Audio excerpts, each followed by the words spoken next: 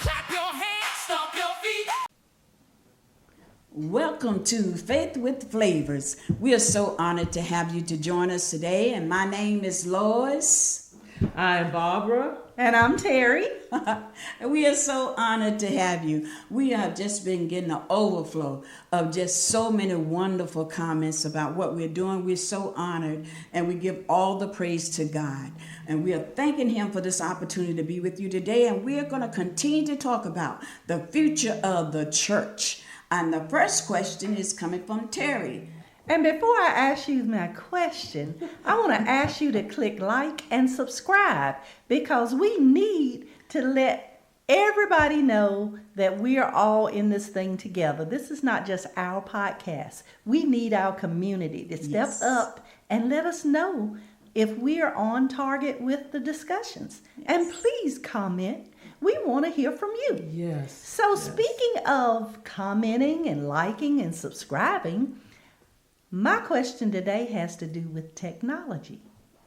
We are using all sorts of technology now in the gospel, in the churches, to get our messages out.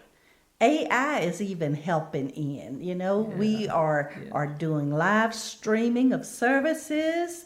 We have some more gospel-related podcasts, not just Faith and Flavors, but there are lots of podcasts out there. Yes. And YouTube is the channel, and TikTok, and Facebook, Instagram. We have an assortment of social media platforms where people are using to have virtual prayer rooms, Zoom, and these things are changing the way we minister to people. They're changing the way congregations get together. But the real question is whether this technology is helping to spread the good news or is it hindering our sense of community because it feels less personal. So what do you think? Can technology help the church grow? Or will we tend to replace the humanity with a tool? Can we use this technology without losing our human touch? I believe so, because we are hearing all the time that through technology, the word is being spreaded all around, worldwide. Some rural local churches I've heard comment that, we have listeners way in India, way out in Africa. So yes, technology is changing how we can get that word through. And if you know for yourself, it said that word got to go all over the world before the Lord Jesus comes back. So we're looking for Him to come back soon because it's out there now. Terry, you made in one of our previous episodes, you talked about how someone in your church shared that you all's services were going worldwide to other areas, and that was because of technology. Yes. So we know that it's enhancing what we do based on what you shared is taking place in your church. Yes, and we know that, when we're on the same page, two or more, we're agreeing, God's going to do things for us when we can reach those masses. And it did say in the Word, before the end time, everyone will have heard the good news. I think it's very important to have various platforms to reach people. Some people may love that face-to-face. Some people may love to view it from the privacy of their own home. Some people may just want to just listen as they're driving somewhere. So it's very important to find the different ways to use technology to reach people because it's so important to do that. And especially when we are trying to learn more about the Word. When we went to school, we didn't just get a lesson one time and then moved on to the next. We had some assignments to do, and we had some homework, and we had tests. And so we were introduced to information, but to really learn it and to be able to carry it through life, we had to repeat some things. So I think, it's a wonderful thing that we have this technology that we can use it to enhance our learning of what it is that we are intending to do for the Lord, Oh, and the same thing applies in classrooms. Children aren't taught using one method, one strategy. They are taught using a variation of strategies and various types of technology. But we're going to wrap this up and come right back to you with this technology and church. Yes. So don't go anywhere. Stay right there with us. We are back, and as Terry was explaining to us about technology and all the forms and ways social media is actually enhancing now the Word of God. Absolutely. And enhancing our relationships within our congregation. You know, we may not be able to see each other in person all the time, but sometimes just seeing that familiar face, even if it is on a live stream or on watching a replay, it helps us keep that sense of community, being attached to people that we may not physically be in the same space with them. And you mentioned something about the sick and the shut I was getting ready to say Oh that. yeah, the sick and the shut in can't get to the church, you know, and the word can reach them, and it's still a great part of the Great Commission. We are out in the highways and the byways and the airways. And you know, because I can remember when my mom was sick, and the center that she was going to, they would call, and there would be a group of people on the other line singing gospel music to her, and my mom would participate in the singing. Wow. And I would too. And so she wasn't able to get there like that, but they brought it to her. And she really liked that. Mom did. And it's like technology has been incorporated for a while. When you were a child, it was the phone. That was the Right. new technology. Yes, Right. it was. Because there was a long time when I was a child, everybody didn't have a phone in their That's home. very you true. know? That's true. And you might have to walk to a neighbor's house, or you Yes. might have a party line where Uh-huh. everybody could hear your Everybody was- conversation. Right. But And- we just learn as new technology comes. We adapt and we learn, and any new thing can be used for good. It can be used for bad. So let's use it for good. You know, Use it for if the good. weather's bad, a church can have its conference meeting via Zoom. Yes, that's true. They Like can we have do it sometimes soon. for our meetings that we have, we do Zoom. Exactly. And so And, we're and using we are technology. having some weather. These winters Yes. have been, and even, you know, the With rains COVID, and all. Sometimes, even during COVID. yeah, but sometimes it's just not easy to get to Right. one place of assembly. And you do what you can. I don't think it will ever replace human touch. No, No. no, no. But now they're gonna come out with something. This is a prediction for the future. They're gonna come out with something that you're gonna be able to get the sensation of human touch, but it's Yes. still not gonna be the Still same. not Right. the same. That's exactly right. I'm sure somebody's in a laboratory, yes, trying most to figure definitely. out how to Most simulate, definitely. because we've seen that with AI. It doesn't even look like a cartoon anymore. The video No. games look like movies. That's so, true. You know, things are evolving. So, And so trust like your we were heart. saying, use it for good. That's what we're saying. Use technology for good. And we have to evolve with it, because children are evolving with it. When you're sitting in church and you see the young children operating a phone, an iPhone, better than sometimes we can operate that Yes. iPhone. So we have to evolve with it, because the younger people are evolving with it. If we want to stay connected to them, Connected to then them. because Yes. connection is so important, then we have to make sure that we bring in various modalities of how to talk about and view the church and get the word out there. I think so. I think so too, and I think that's going to keep future generations connected, because we talk about generational divide, but young people can teach us something if we let them have a yes. chance, A and lot. we can teach them something if they let us have a chance. exactly So right. working together, Working together. and learning together, we're gonna all be all right. Yes. I had an old board member when I worked at the college. He would always say, he passed away, working together works. Working together works. So I like always that. love that little slogan, working together works. And that's really true. Yes, yes, yes.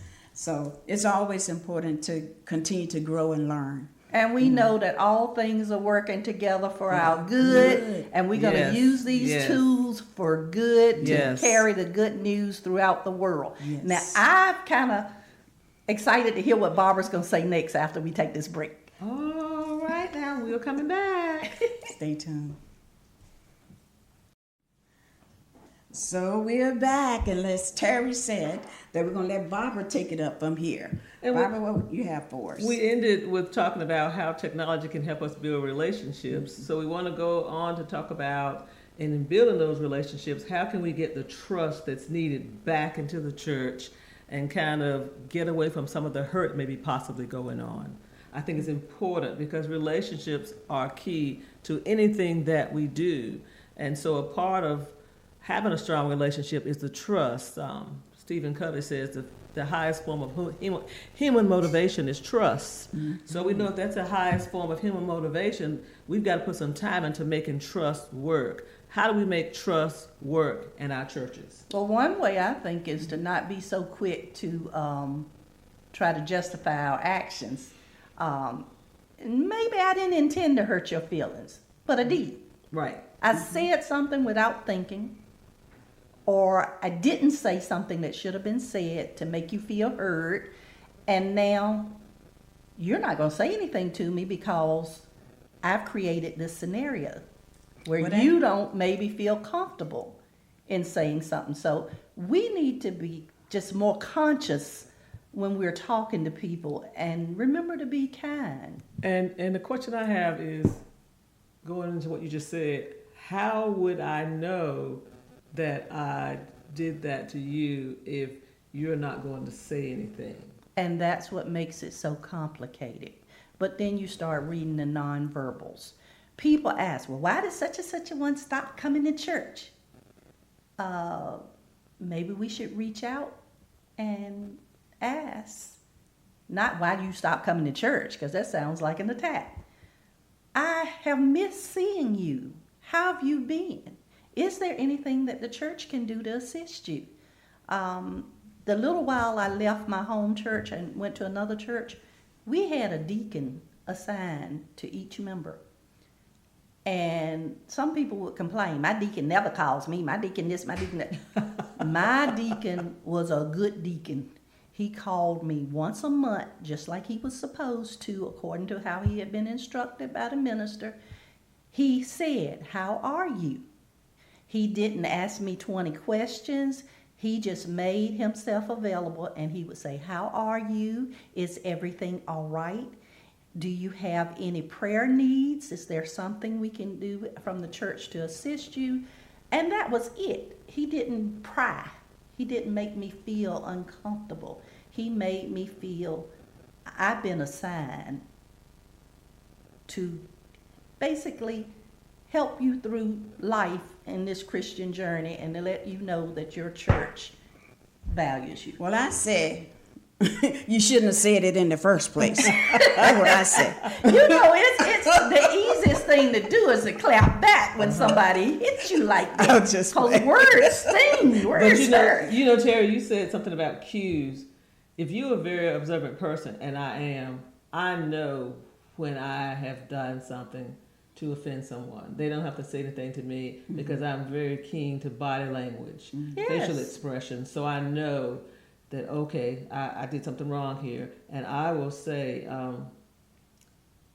whatever it is, I really apologize for it because I enjoy having conversation with you and dialogue and are doing some of the things that we do to grow together, to grow the relationship. And, you know, people want you to acknowledge and be accountable for what you have done that's not right. Mm-hmm. And so it's hard to do it, but people appreciate when you can acknowledge and own what you did that was not right. Right. See, but most of the time what normally happens, say for instance, you done something to me or said something to me, what I would do is take that information and I go to 2 or 3 other people and I say, you know what she did to me? Do you know what she said to me? You know, that's normally what people do. You know, instead of going to that person and straightening it out and talking to them about it, you know, we go to other people and we slam that person as opposed to saying, going to that person directly and say, okay, now you said this to me and it really bothered me. What did you mean by it? Because, you know, I may have been in my own feelings and took it wrong. You're exactly right. I agree with that. And when we're dealing with the passion of the church, we're a little emotional sometimes. And we're going to come back to you with some more about this church and trust or hurt because it's very important. Stay with us. Yes. You know, getting back to that church hurt or trust, it's important that people trust what we do within the church. Yes. Because when you hurt someone deep, you have no idea, what experiences that person has had in his or her life, and how they're going to feel about that hurt. So we need to work on being sincere with people, whether you're in the church or wherever you are, because right now that's what's happening all over, fake relationships. And people want authenticity, they want truthfulness, and we've got to start somewhere. And so why not start it in our churches? I know that's right. And That is so we really want people to be on time. We want people to be there now. But what if you had to come through the hills, the mountains, the valley, and the flood to just get there? Somebody should smile and say, Right. I'm glad you made it. Right. Yes. Yes. That's so I'm good. glad you made it. Glad you made it. When we And start that makes your apologizing, day. I'm so sorry, I'm so sorry. Mhm. Just make a person feel comfortable. I'm just glad you made it. So Yeah. the next That's time, maybe they won't have as many obstacles. Right. Maybe they can get up earlier. Maybe they can get there on time. Maybe they can even get there early. But if we attack people, it doesn't really give them an incentive to do better. And Well, it because you were doesn't- kind, I'm going to make that extra effort. Yeah, Kindness spreads. it does. And people typically give you what you give them. And But here's I've another known thing. people to go home and not come back because, like I said, church hurt. You remember one time in one episode you said something about church hurt. Said the church didn't hurt you. No, the people in the Right. church. People in the church. And just like everybody who goes to school is not a stellar student, everyone who goes into a profession is not the expert in the field. Some are just barely there. But when we get to the church, just because somebody has a title or whatever, that doesn't make them the expert on God. That doesn't. Very true. It's not my church when you come to the congregation that I belong to. It's God's church. Yes. So who am I to not make you welcome in? It's God's house. It's not my house. That's key. And my thing is that the only Bible that people may read sometimes is your behavior. Is your My behavior. Right. Your behavior. And I know Exactly. sometimes I talk a lot, and I know sometimes I linger, and some people don't want to linger at church. Right. But don't kick me out. No. That might be the day I need God the most. And if you kick me out, the devil might come out with me. That's true. And we might go somewhere we ain't supposed to go. That's very true. It might do it right in church. Oh my goodness. Only you would say that. I know, I'm sorry. I keep it raw and real. She does. But that is important that people see the love coming through to us, because Yes. that love will build that trust and help that That's trust true. to grow. You never know what a person needs when you encounter them. They may be wearing this mask, and behind that mask is a lot of hurt and a lot of pain. Yes, agree. ma'am, I have smiled through a lot of things. Right. But I thank God for a smile, and I'm going to still try to hold on to my joy, even when joy is trying to run somewhere. I was like, come on back, Lord, help keep this joy here, because things are getting kind of serious right now. And you're right. It's like, for me, if someone sees you crying in church, they think you're crying because you're sad about something. But sometimes those tears are tears of joy and happiness. Yes, that and you share. gratitude Yes. and relief Yes. Yes. that God rescued something Yes. that was sacred to you, Right. that you were able to hold on to something that you felt that maybe you were losing, or just feel the protection of something that could have happened, didn't happen. That's exactly right. And the time just goes so fast when we're talking to you, but stay there. And when you watch us, comment, say something. If you Please. love it, say I love it. If you hate it, Yes. say I hated it. Yeah, just We say I need to know amen. what you think. Stay there. Thank you. Look at us. I feel so glad that I'm back in front of you. I just love coming out there letting you know I love you. And Terry, tell us what we're going to talk about next. How are we going to do this thing? Well, what we're going to do is we're going to give you a little call to action. We want There we you to go. continue There you go. those comments, because we need to hear from you. Yes. And so, as you're thinking about the things that we have said today, I want you to make sure you comment things that you have experienced within your congregation, or something that you think using technology will help spike engagement, in your services, in your community Yes, outreach yes. or your growth efforts. Yes.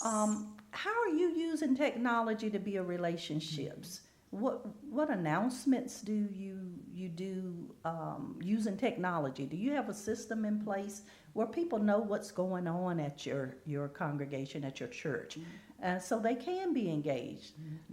That's And what if we you- want to hear. Yeah. Yeah, and there are various committees in a church, and so if you served on a committee and somehow or another it was miscommunication and some trust was lost, tell us what you did with that committee that you served on to build that trust back and to bring that person or those individuals back into the loop so they could feel a part of the committee that they are serving on with you. Wow, that's good.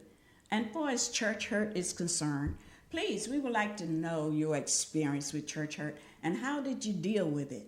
You know, how did you get past it? And are you still going to church? You know, That's good. yeah. Yeah. Even after all of that has happened, you know, is the God in you bigger than the hurt itself? Because Jesus is all about love.